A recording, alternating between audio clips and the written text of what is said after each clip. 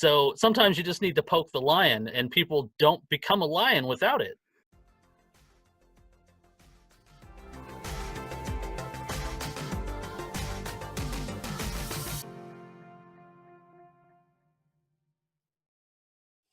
Welcome to Behind the Slate, where I sit down with fellow voice actors and other industry artists to have a fireside chat. I'm your host, Christian O'Boyle. If you'd like to know more about me, please check out my website at christianoboyle.com. In this episode, I'll be talking with Benjamin Kleman, also known online as Deverin, the writer, director, and CEO of Titanium Templar. Titanium Templar is a production company behind Cyberscape Neo, a science fantasy isekai audio drama with themes of transhumanity and contrasting perspectives. Ben hopes to eventually have the series made into a visual novel, full animation series, or even a PC and console VR game in the future. One of the major points of why I started this was because you may see this on Discords or the VA communities, but when people say like it's a 200 to 1 chance of auditions to actually getting a role, those really obnoxious ratios. And then you see that's only the people that are actually up and coming talent that are likely to get roles. Right. So you get like the 4,000 to 1 kind of ratio there. And I wanted to say, if I just introduce one more project and it has a large cast, that means that there's so many more people that are actually getting a chance that deserve a chance. Maybe some of them already get like 5-6 roles a month, but maybe other ones are like maybe once every 3 months just because they have such a niche voice. Yeah. But I want to make use of them. And I didn't feel like, I should be put on a pedestal for that, but I feel like there are definitely people that deserve to be put up on a pedestal. Yeah. And I'd love to be like the orchestration of that.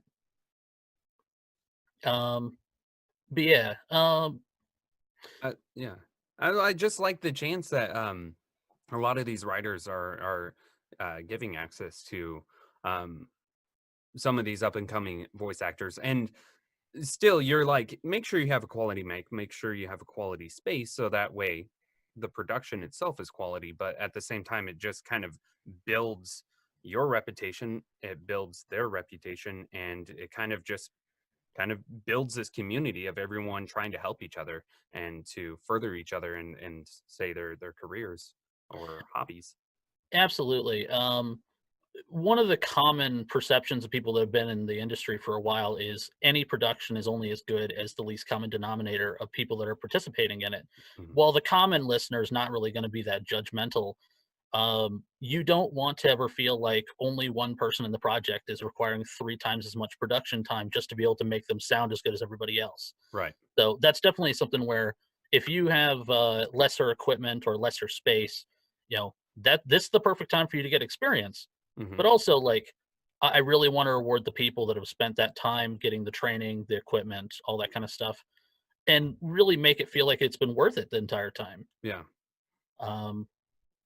Yeah, so that's like an important lesson for a lot of people, like myself included. I started with doing VA, I'll put air quotes there, 3 years ago. And I was an idiot. You get into the industry and you're like, I got a Yeti, I'm fine.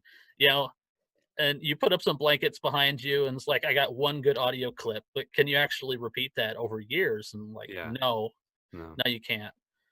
So yeah, you have to give mad respect to the people that actually can and do have that repeat great performance.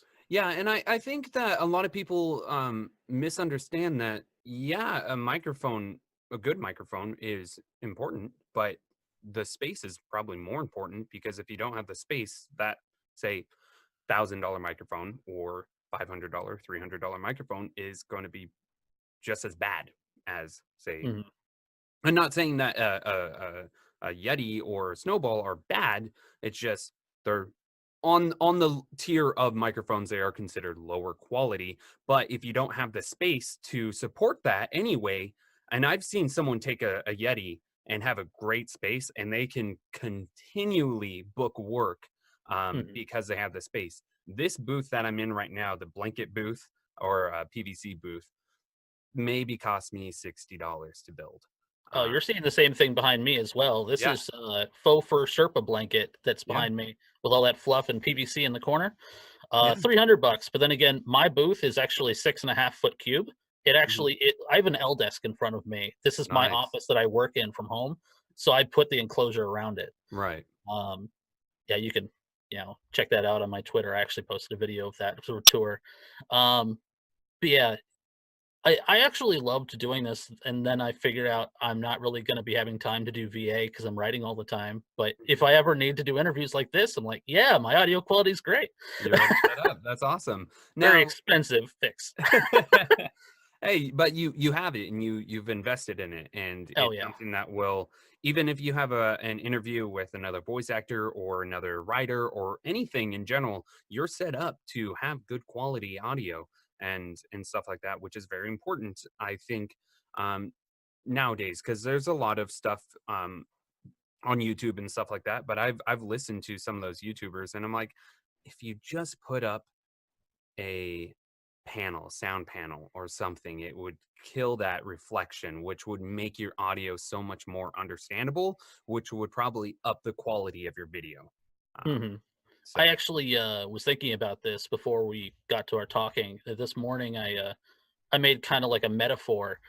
Um, as opposed to other jobs where you need to actually have, like, full college education and, you need to have 10 years job experience, getting into VA, it feels like walking into an office building, seeing all these people with powerful computers and cubicles set up for all the perfect organization that you need, and then all you need to do is say, "I can get all that stuff too, and I can actually train and do everything," and you just walk into that office with all your same equipment and just start doing it, yep, as opposed to feeling like it's a club that you can't get into. right. So, And I it's yeah. oh no, go ahead, go ahead. Yeah, there is no bouncer on VA. Mm-mm. The community definitely is. It's actually the opposite. They want you to come in and join I was just gonna because say that. yeah, because it's more fun when you have those more unique voices, or Yeah, even if there's 3 people with the exact same voice, well, not all of them are available at the same time. exactly. And the So thing is, they don't always provide the same experience because they've lived a different experience. Though my voice quality might sound like, say, Tony Weiss, that's something that we bounce off all the time.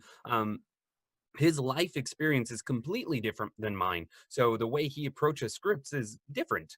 But I do like seeing how open the community is to newer voice actors and just people who are just dabbling. People are open and willing.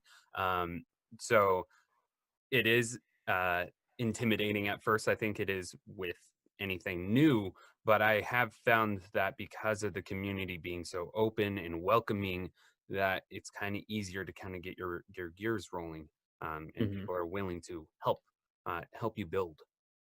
Oh, yeah. Going back to the point of, like, all the ratios and stuff of, like, how sometimes it feels like it's extremely unlikely to get into the scene, that being the reason why I kinda started this project.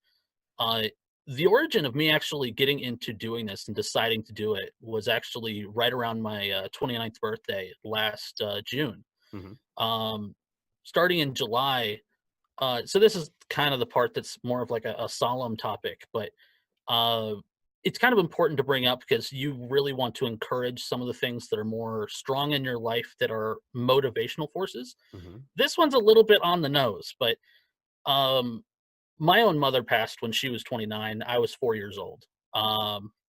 So and my father had also passed some time after that. So, uh, for me, it always felt like there's a curse hanging over it, not a literal one, but like a shadow hanging over my life where I had just turned 29 and you can't get it off your mind of like, I don't know, this could be the last year I live, so I might as well get something done, right? Right. So as much as I take that with humor and stuff like that, I've lived for 25 years to be able to do that. Um, so I thought, all right, so here's a culmination of a lot of the ideas that I have. I'd love to be able to do something about the theme of life itself.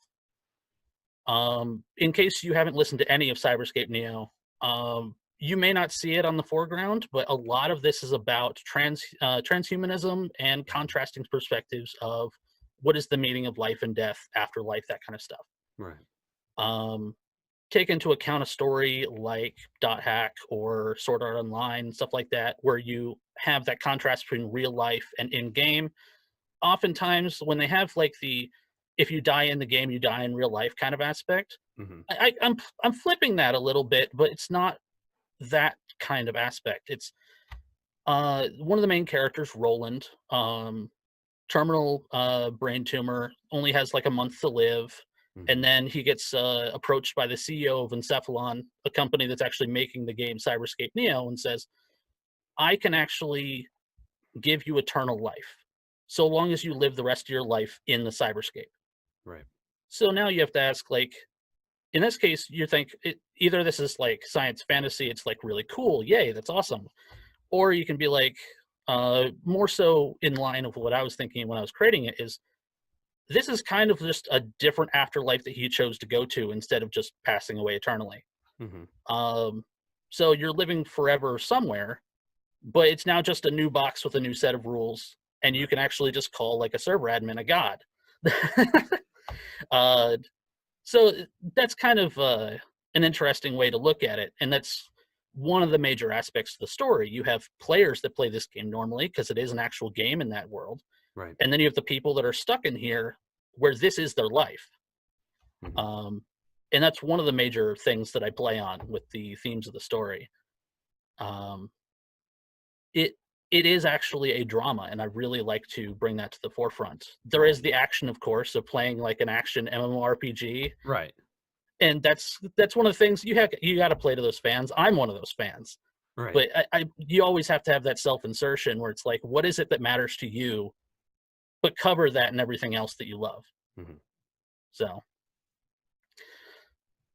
That's yeah, awesome. I yeah, I think that's a very good take on um, a story that's similar, like say Sword Art Online or Hack. But this is a good, different approach that gives a different feeling, a different meaning. And I've listened to an episode or two, but definitely I think I want to further. I think you have 6 episodes now. there's 6 total, things out. One of them's a holiday special that we put out just before the end of Right. the last year. That was a part. That was Yeah, part. Yeah. episode 6, we were gonna release it earlier this month, but we realized when I put in, like, 4 times as much sound effects in episode 6 and on, production time took a little bit longer. Right. Um, yeah, I'm very proud of our, audio team. They're incredible people, Germaphobe and Sensi, Yeah. Hmm. both in yeah, if you actually know of audio engineers in the voice acting community, those are 2 of the 6 or 7 that you hear of all the time. Yep. Yep. They got a shout out earlier today, so that's cool. Yeah. That's awesome. So, in general, what got you into writing? That's actually a funny story. Most people get into writing via having like a passion in like English class where you just write like essays and stuff like that. Hmm. I've never been much into nonfiction, so I never really took that approach into getting into it. But around 11 years old, there was a public library right next to the school I went to, and I would always just be there before I walked home. And there are all these the computers available for young adult and stuff like that. And I'd always just, and this is kind of the embarrassing part, I was actually on Yahoo RP chat. So when you learn how to play a character in RP, oftentimes you have to gain the respect of other people by always having good grammar, punctuation, Hmm. really describing what your character's doing. Otherwise, people can't take you seriously. Right. Um, Oftentimes, because I was young and edge lord, I was doing like RP fights and stuff like that. But that was a really good intro to it. I loved writing combat. I love actually making it so people had dramatic fights, not just I always win, because you can't do that. Hmm. Um, and it was just a lot of fun to be able to create. Today they call them OCs, original characters, but to me it was just I was kind of writing stories.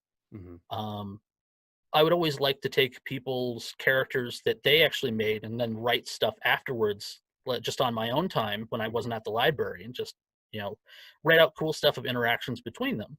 Hmm. Um, and then moving on past high school, yeah, I got into poetry. I got into trying to actually write uh, short stories, but I never really liked the paragraph style of novelization. Hmm. I always felt like the formatting of all of that was just too sickening. It felt like I was writing a bibliography for those school essays all the time. I hated doing all that. Hmm. So I got into writing script, and that was only recently when I first decided I really want to start doing this. And Right. script is so freeform, especially when you have a program that just does it for you. I recommend anyone that wants to get into it. A free thing to use is Amazon Storywriter. Ooh. It's free. It actually helps you format stuff. I recommend using it. Awesome. So that's how I got into writing. A lot of it just was me enjoying not screwing up grammar and punctuation, like a lot of people in chat do. Yeah. Yeah. So is Cyberscape Neo one of your first big stories that you've written, or have you written other things before in the past? Um, it is the only large real project I've written.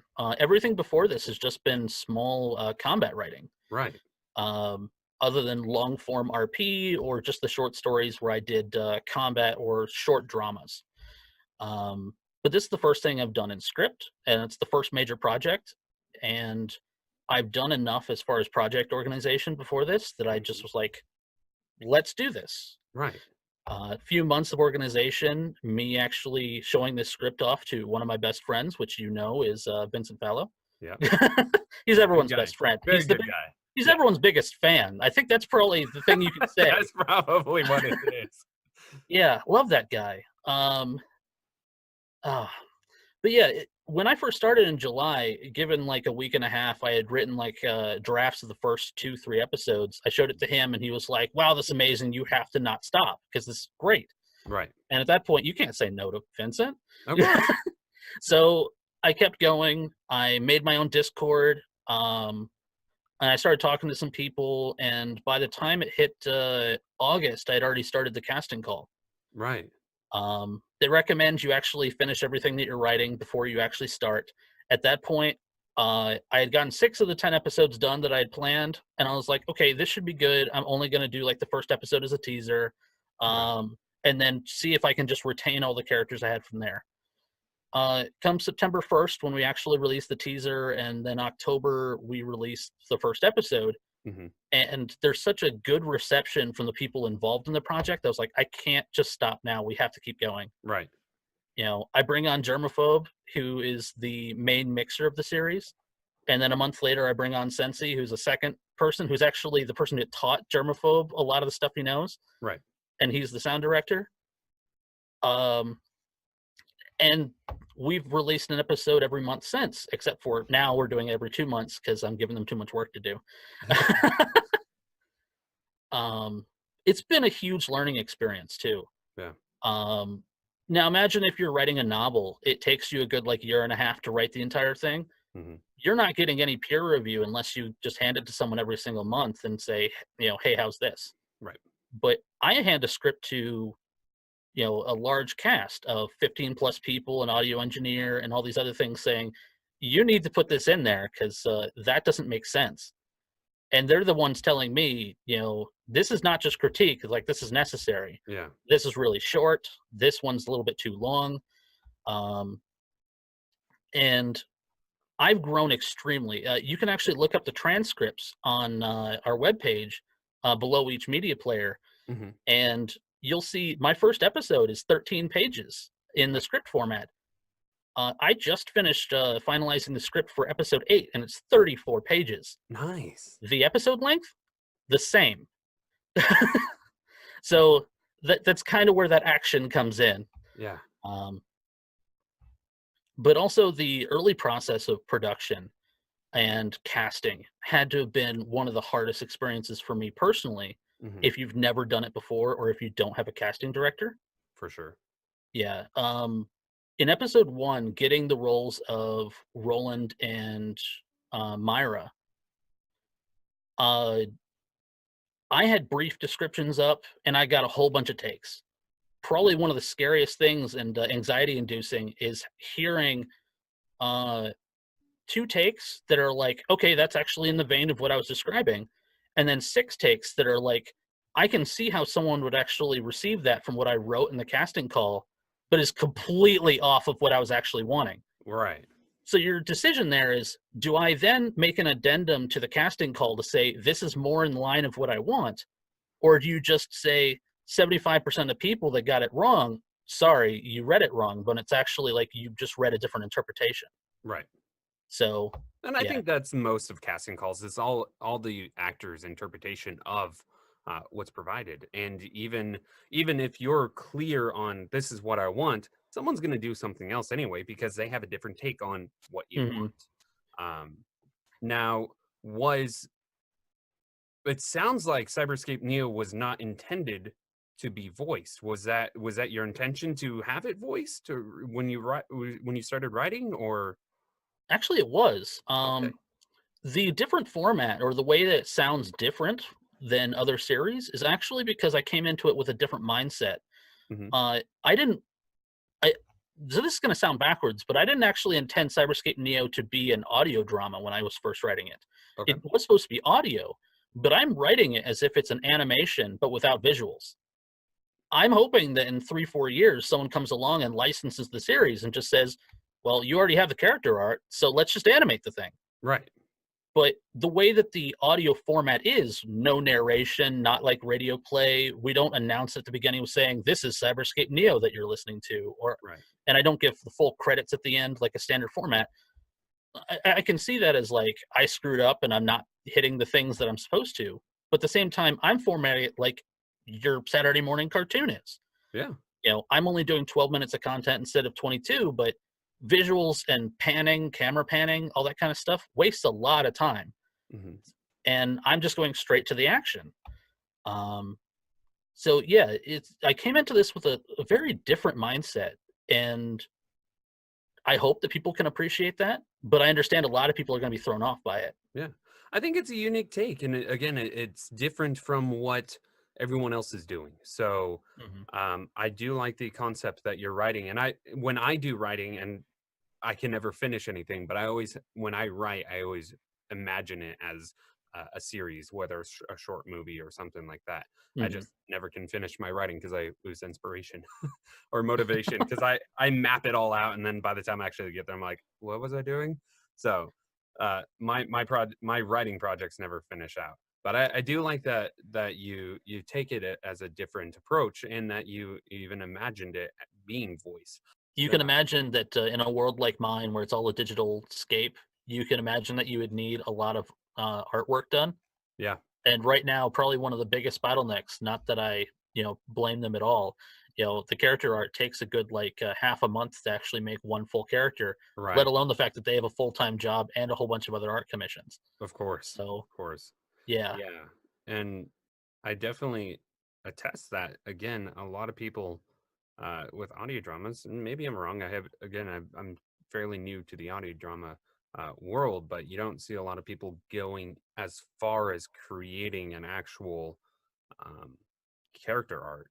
Um, because again, it at least from what I've seen, and maybe I'm wrong, but I haven't Oh, seen. no, I'm not gonna argue on that. Yeah, yeah, It's just that, yeah, there are a lot of people that are like, "Here's all the characters, you can actually see them, so you can imagine how the scene goes." hmm, They don't do a lot of landscapes, though. That's not very often because it's not a visual, right, medium. But so here's my ignorance when I first started, or rather my philosophy that I had to turn around immediately because I planned on this being bigger than it was. hmm, I started Cyberscape Neo believing that I wasn't gonna need any art other than a logo just to be able to sell it. right, And then people said, "You're gonna need to have banners, you're gonna need to actually have, game, based, like, box art, pretending it's like a game, hmm, to actually, sell it as that kind of, genre." And then I was like, "You're all right. I'm gonna have to rethink this." Yeah, so could you imagine a series that specifically said, "We are not going to be doing any art because we want you to imagine the character as being whoever you would love them to look like?" hmm, I kinda wanted to do that, or maybe just say the only art's gonna be fan art, and maybe I'll lean to a certain way when, like, a certain consistency is born for a character's look. right, But after all, people aren't going to be interested in a series if it doesn't have a way to visualize characters, and hmm, people, even myself, are not very visually, um, minded. right, When I'm writing, I don't actually visualize a lot of the characters even in costume and all that stuff. I visualize the interactions between characters. right, Why is it interesting that both of them are talking to each other? What is the tension or drama between those two, and why is it so important? For those that are like, wrestling fans, you can actually hear the entrance music of someone come on, and that's all the excitement you need to say these two people were fighting, and that's their story. And then suddenly this other person that is so dramatically relevant to everything else going on steps in. So you're like, oh, what's going on? Hmm. Those kind of interactions going on are really important when you're writing, but Hmm. also really important in the way that I need to actually link events. Of course. So uh, I find it entertaining when doing that to really just set up those dramatic things where someone hasn't been talked about for a while, and suddenly they just jump in and beat you with a hammer. For sure.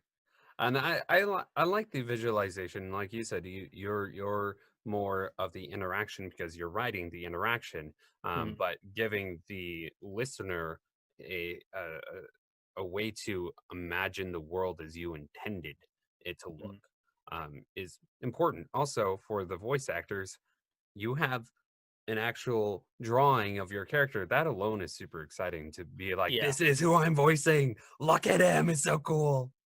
yeah. I almost disappointed them when I was talking about that at first, saying I'm just going to go with the fan art. And then we get these character arts, and they're like, "Yes, I'm a pretty princess." Uh, I had got that reaction from one of them, and I was like, "Oh, this is amazing." I'm definitely going to be paying for the rest of the art, obviously, Hmm. but I feel a lot better now that I have it. And there's almost nothing I've spent money on for this project that I've regretted ever since starting. Um, Many of the people that are actually creating smaller projects realize that every dollar that you put in, especially towards someone that is actually, as skilled as the intended product you plan to make, Hmm. is going to go towards making it better. Right. Um, Making something completely free, that means that you're pretty much going to be doing all of it. Yep. A lesson I learned very early in life is whatever skills you have to be able to do it, even if it's 25% of your total project, Hmm. you're gonna have to pay for that other 75, or else it's not getting done. Of course. Or you can fudge the 75 and it's not going to be done well. Yes, like I said, lowest common denominator. You're gonna have 0% in everything except for the good part you wrote. Yeah. Yeah. So yeah, I hope to eventually re-release these episodes on YouTube to get that broader audience, but also Yeah. have some minor visualizations with all the character art and some UI that's actually been made. So what's your experience like working with voice actors? It's been interesting because there's a lot of people with different experience levels of experience. Some of these people, like I said, are people that get like 5 roles a month, and others are much less. Hmm. And working with each one of them, luckily they've all been extremely easy to work with because they're all extremely either interested in the project or just really happy to be in another paid project that's consistent. Hmm. One of the only downfalls has just been that since these episodes are only 12 minutes long, as far as actual content, not intro, outro, all that stuff, Hmm. um, there's not very lines per character. But over the span of the entire series, you'd get as much as what a normal project would be. For sure. Because I have at this point 13 main characters, a whole bunch more minor. You haven't met them all yet with the first 2 episodes, but you saw that I brought in like 7 already. Right. Um, so that's been one of the challenges because I always feel bad. I'm writing the next episode and I realize, oh, that person's not even in this one. They're gonna have to wait 2 months to perform again. How Right. awful of a feeling is that when I'm only paying them $15? Right. Right. um, so ah, it's definitely been interesting because I have I'm a fan of all these people that are part of my project, and I'm always extremely humble. So if you were to compliment me right now, I'd say it's all them. If you were to compliment them, I'd be like, I'll retweet that. Uh, Yeah, but you got to think to make their performance good, you have to have good writing. yeah, I'll take that. But I'll take it that like everyone else is a force multiplier in what I'm doing, and if it was actually that bad, you couldn't make it something good. Right. So yeah, I'll take as much credit as people will give me. Just I'll share it. Yeah. I just feel that when you're working on a project and you have multiple artists, you have your writer who's telling the story, and then you have your writer who's creating the story, and then you have your voice actors who are telling the story, and you have your mixers who make the story immersive. I think just as a whole, you create a project. Oh Um, yeah. so to start it all off, it was started with you and your story. So I think a lot of the credit does come to you, and then everyone else that portrays your characters. And it just becomes a whole creative community. Um, but how has working with these voice actors, how has it changed? And you did mention a little bit how they kind of put in their input of how maybe you need to take this out or add this. But how has it changed overall your writing? Oh, there's a couple of voice actors who their voice of the character was not exactly as I expected it to be. And their characterization, how the character evolves through the way that they interact with other characters.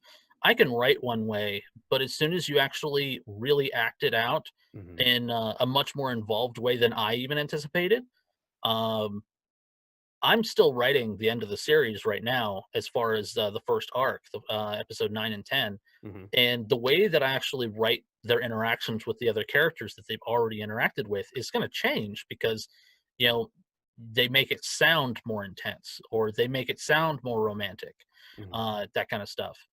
And so it's been an interesting experience because I fall in love with some of the recordings that I've gotten recently. Unfortunately, I can't share them because they're future episodes. Of course. Um, but I'll specifically call her out. Abigail Turner is amazingly talented. Hmm. I hope that you have her on this show eventually. Um, uh, so let's just say that if you've ever had a scene where you talk to yourself and you can actually make that convincing, Right. uh, yeah, that is definitely where standing ovation. Yeah. Um, yeah, I love that. That's amazing. Um, So do you feel that as you're writing, and once you have, say, a character cast, as you're writing, do you then hear the actor saying it as you're writing? And does that change maybe how you're writing, say, a phrase? Does that change because now you're hearing the actual actor saying those words? Absolutely. Daxus especially is hilarious. I love listening to how sarcastic he is about modern gaming culture because he actually knows a lot of that in real life, and we kind of bond over that when we're talking. Uh, so I do actually feel more welcome to take their interests in real life that they're familiar with and not feel afraid about writing that in because they actually know how funny or stupid or uh, ironic those things are. Hmm. So I can really embrace that of saying, you know, I never want to say this person can't act a certain way. But when they show that they know a lot about it, you know they'll naturally act that way. Right. So that, yeah, it does affect the writing. And when I hear people's voices, I actually do that instinctively when I'm writing. When I was writing well, I'm still writing episode 9. Hmm. Spoilers, there's combat. What? uh, yeah. Oh, one thing that almost everyone does when they're writing is they have mood music. They put that on and they get into it. Right. I go a step further and I'm not only hearing the characters, but I try to get into their mood. So when I'm writing combat, I don't want anyone around because I'm angry. Like if they want to knock someone's head off, I do too, and I'm writing as if I'm talking as them. Um, it's like method writing. I was just going to say that. Yeah, and that is really energy consuming. I can't do a lot of writing all at once because when you're getting into that mood, you might have a bad day. Right. Right. Yeah, So your head is in a different place. yeah, casual conversation is a lot easier to do than people swinging swords or casting spells. Um, but yeah, that is one of the things. Like I really enjoy doing that, but if I didn't have a day job, I'd be able to do it a lot more. Of course. But I can't just clock back into work after going to bed from being angry. um, so yeah, I'm really passionate when it comes to that, and some of the really wonderful performances, I feel even more confident about writing as them. Um, that some of those scenes are going to be even more intense than I'm writing them, and when I'm already with an intense face just typing. uh, yeah, I love it. That's awesome. I love because I am voicing in a project where they're still writing, and um they even mentioned how they're like, I can just imagine their voice and just imagine how they're going to portray this character, and it's just developing how they're writing and just being able to be on the opposite end, being the actor. It's awesome just being able to be on the receiving end, that your writer is thinking about how I'm going to say something, or how my partner is going to say something, and that also derives on how you can create that story. um, Man, now Uh, I actually wanna get into writing again. yeah, here's something that's kind of cruel as a writer. A lot of people consider writers to be cruel when dealing with dramatic situations because they're like, "I'm afraid you're going to kill off my favorite character." I need to be in that mindset of making you hate me Right. because if I know exactly how you act a character, you know what I'm going to do? I'm going to find out what bothers you. Yeah. Yeah. So I'm going to figure out how to link the character's behavior to your own. Make characters in the story actually try to pull stuff like that. So Mhm. when I need you to get mad, you're getting mad. So sometimes you just need to poke the lion, and people don't become a lion without it. Right. Um, so you can put as many exclamation points on something as possible, and someone's just going to assume volume. But you need to actually tell someone this is you wanting to actually punch them in the face when they're your brother. So, Right.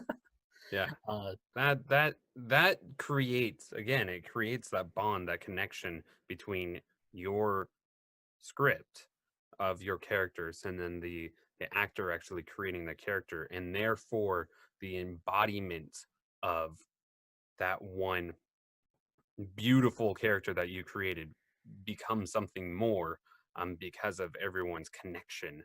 Um, mhm. and again, you're poking your actors intentionally because you want a specific feeling out of it. And again, like you said, you poke the line, you're going to get that something biting at you, which is what you want. Oh yeah. I've kind of poked with my cast and crew what the end of the first arc is going to be, and some of my actors are already like, "I hate you." Good. uh, yeah. Um, but yeah, everyone's excited. So the future of the series is going to be interesting because uh, obviously, I hope that none of the people are like, "I have a new life direction and need to go. I can't really resume my role." But Of course. if everyone does, like, I think that the next thing we're gonna do is actually gonna be a prequel arc, another 10 episodes to really get into the backstory of all these characters. Okay. And a lot of the people that you may know or may not know Hmm. are probably not the people that you think they are. Okay. But perhaps the way that they actually met other characters or just the situations they're in is causing them to act the way that they do.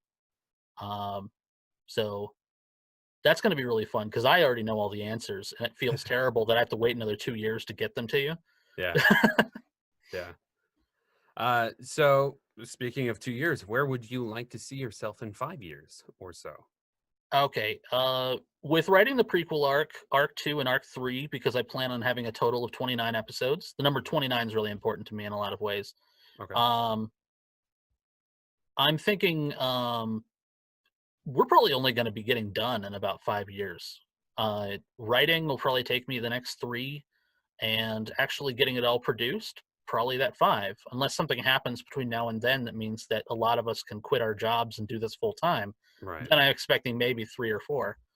Um, but here's the fun thing, since I actually said that I wanted to plan on this being, an animation or anything like that, uh, I fully plan on making this like a visual novel that gets released on Steam, or trying to get it licensed or connect with a company to actually make this into a double A game. Yeah. Uh, with the VR space actually increasing as far as new technology and gaming on Steam and stuff like that, Hmm. there's tons of VR developers that are just looking for something to do. Yeah. So 5 years from now, I expect that the Oculus 2 or 3 is actually going to exist, and this game might actually be something we can start developing by 2030. That would be amazing. Oh And yeah. just starting at and I mean, I guess that's how it is. You start at one piece, and you this one story, and it creates into this world, which then creates into this interactive media, Mhm. and people can live your story instead of just listening to the story, which I think just alone listening to I just started getting into audio dramas, and Mhm. I'm not much of an audiobook listener, but I just started listening to audio dramas and then back again to the old radio plays. Um, just recently as I got into voice acting because I wasn't exposed to that media. But now having the access to that, it's engaging. I love seeing all of these stories come to life, and they're written specifically to be audio dramas, or they're written for so much more. Again, it creates a whole different immersive experience for your listener. Um, so Yeah, one of the big things from my background specifically is when I was in third grade, I wrote an essay when they were saying, "What do you want to do when you grow up?" And I said I wanted to actually be one of the programmers on Final Fantasy 15. And that just came out in what, 2016, 2015. yeah. I'm like, I missed the train on that one, but I've always wanted to be involved in game development. Hmm. So throughout school, I tried to excel at math. I tried to learn programming. I'm terrible at art, but I came at it from like every direction, and I couldn't manage to get myself into a gaming industry. I even went to college for cybersecurity and accounting. Hmm. And I was like, maybe I'll just work in the office building across the street, but still labeled Squaresoft. Right. Right. um, because I had developed that dartboard where the bullseye was, I want to be on the development team of the game. And I was like, I don't care if I hit the side or just barely hit the plastic around the board. I wanted to be there. Right. So when I finally started this story, I was like, this is it. I can actually, why join someone else's when I can make my own? And eventually I can inspire a lot of other people to say, I want to be part of that. Hmm. Um, so it's not just my inspirations, but me anticipating that a lot of other people do. Right. It's a lot harder to actually say, I'm going to make this from nothing than to say, I want to be a part of that. Right. For sure. So, or to inspire other people to actually create their own stuff. Yeah. So what am I going to be doing in like 5 to 10 years? I had someone on my cast tell me that this was going to be my magnum opus, and I'm like, that is not far from the truth. Because when I started this, I was like, this is going to not just be an audio drama, not just like a passion project, but it's Right. going to be a business. Me getting started with all of this was me deciding I want to invest in what is going to be my retirement plan. Hopefully, people like this enough so that's possible. Right. And that's a scary thing to jump into when I'm deciding between this or just putting an extra $500 a month onto my mortgage and trying to live easy when I'm 45. Right. Right. So, Yeah. And I like how you're already approaching it. You're getting actors and quality and up and coming but quality actors. You're getting um sound designers and sound engineers to produce your stories, to create it so immersive. You're not just kind of going, hey, I'm just going to piece this together and then make it work. You're actually investing into it to really create this quality experience for your listeners and for everyone else being a part of it. mhm. um, that that is something that I truly admire, being able to really create something that's not just because it's a passion but because you want it to be so much more. Oh, yeah. If anything's going to be what's called a proof of concept to the world about what my ideas are, I don't want it to be looking like it was written on cardboard. Right. Um, so you kind of want to put your best foot forward and just say, if this is the worst that I can do, look how further I've come in 2 to 3 years. Hmm. Episode one was a great success, and a lot of people were saying that that first scene was like, okay, this speaks to me. Hmm. Um, and moving forward from that, I believe that this project, like I had said before, is not just good because I have a lot of good people. It's good because I really want to make sure that those people look good. Right. Um, so yeah, this is not just about me. I would love if the rest of the cast put me on a pedestal because I'm putting them on one. I want to be part of the club too, but I'm not working on putting myself on one. Right. That's the point I'm making. Um, But otherwise, I try to have as much fun as I can, but, being a business organizer in this case, a lot of it is not fun. Yeah. And I think a lot of people just in general, and when it comes to freelance, they always forget about the other part of the freelance, like the actual business part. And they Oh, always yeah. approach, hey, I'm gonna create stuff and make stuff, and you're like, "Well, you actually gotta manage stuff too." And they're like, what? I gotta do what? Well, Oh, yeah, it's like social media. I went from not even having a Twitter before I started this to making my own for the sake of being like a VA, hmm. not really getting much work, and then suddenly I was like, I'm going to start a business, and now I have 3 Twitters. What happened? Yeah, you have 3 Twitters and you have a Discord server, Mhm. and then it yeah, it does become a business and you have to invest. And then there's the accounting part, there's the marketing, there's the branding and creating an image that people can refer to. Um, Oh, there's there's a ton of weak points because I actually have someone that does like 5 posts on my business Twitter, the Titanium Templar one, every yeah, week. And I have them actually managing my merch shop as for what goes on the product yeah, side.